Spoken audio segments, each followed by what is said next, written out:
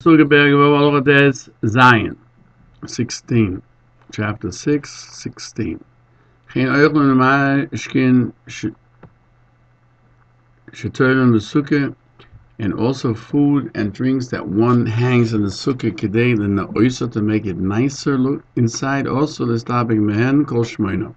One cannot use them all 8 days because they're muktzah. And but if he made a condition when he hung them up, he says, I do not separate myself mehen from them, called ben hashmoshes, the entire twilight. He is permitted to benefit from them whenever he wants, because he didn't set them aside. And therefore, the sukkah was not, it did not, the Kedusha of Sukkah did not adhere to them. It doesn't have the same laws that apply to it. A Mishnah cites a brisa, Sukkah Yud and Aleph, and in Beya 30b, that if he put on a cover like Hilchos and he covered it with sheets and other things, and he put in it walnuts and peaches and almonds and pomegranates and grape clusters, and he made crowns of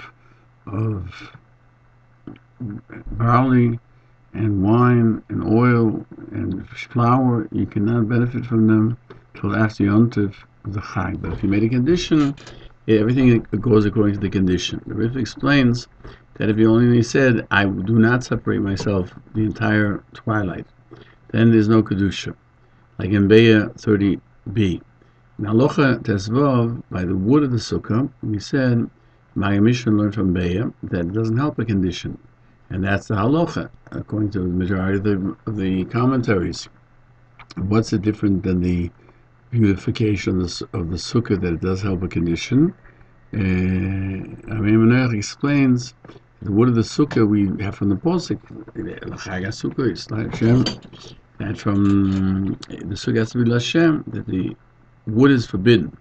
And here, since it's forbidden at Torah until the festival goes by, therefore has kedusha, doesn't help a condition on that which is you can't make a condition against what automatically happens. Furthermore, that he can't do it without the walls and the wood, and therefore he can't take it apart at twilight because it might be yontif already, and it's considered breaking destroying, which is forbidden as one of the lamites and halachos. Therefore, he cannot say I'm separated from it the entire time, because you cannot destroy a building between Ben Hashmoshes. However, after the festival, he can do with them what he wants to, because they're not considered holy, but rather something that was used for a mitzvah.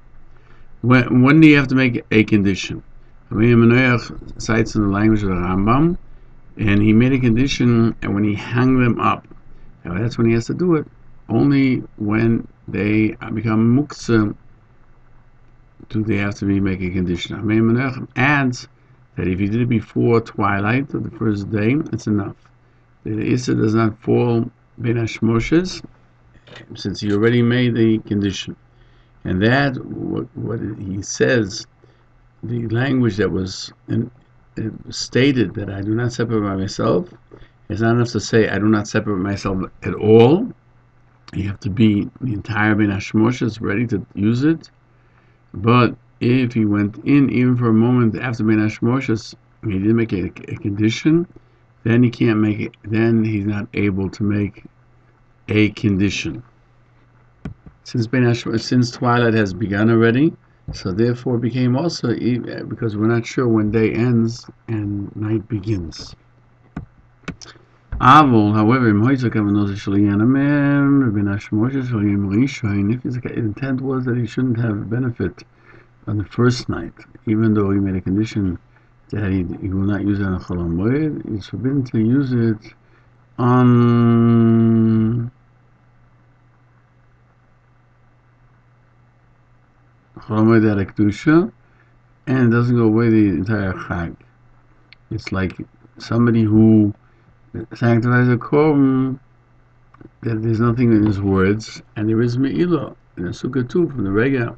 There's Kedusha on the Sukkah, it won't help, but make a condition afterwards. That since he wanted to have it for the first night, then he can't make a condition any longer on the other nights that it won't work, because once it's become Kodesh, it's like a korban. Rabbeinu Menachah ends that if he doesn't make a condition, if the knife falls down on Shabbos, it's muktzah. You can't use it, and you can't eat it. If it fell down on Yom Tov, you can move it, and it is forbidden to be eaten. If it fell on Chol HaMoed, you can't eat it, and you put it back where, because that's where it's supposed to be. And this works for the beautification condition, because there's no breaking of an oil and not a mitzvah. Because you can make a sukkah without purification, but in the sukkah itself it doesn't help at all. Machon Nesher writes, you eat and drink, eating foods and drinking that you hang in the sukkah in order to beautify it. It's forbidden to benefit, to utilize it, any of that, all 8 days, even if they fell down. And the Yom Tov is Shabbos, you can't move them because they are muktzah. If you made a condition when he hung them up, and he says, I am not separating myself from them the entire twilight of all 8 days, then he can use it whenever he wants, because they never became Kodesh like the Sukkah. They never became holy like the Sukkah, and they're not considered as if it is part of the Sukkah. Only if he said in the following language, I make a condition to eat them when they fall down, that won't help. And if he said, I make a condition to eat them whenever I want, that does help, because that includes Ben Hashmoshes, twilight, even though he didn't say it.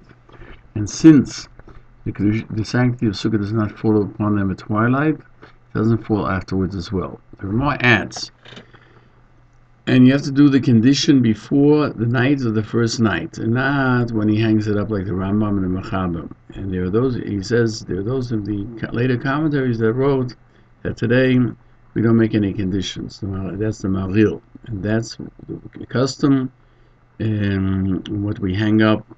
But that which is hung on the walls, like sheets, there we do move them because of the rain. They shouldn't be destroyed even without a condition, because there are those who have the opinion, like the Rosh, that even the walls themselves don't become holy, and certainly the beautification of the walls definitely don't. Still, it's better to make a condition even on the beautification that's on the side, on the walls of the sukkah. And Bez Hashem, we have Baruch Hashem finished Hilchos Sukkah. We'll go on the Mitzvah Hashem to Hilchos Yisodei HaTorah.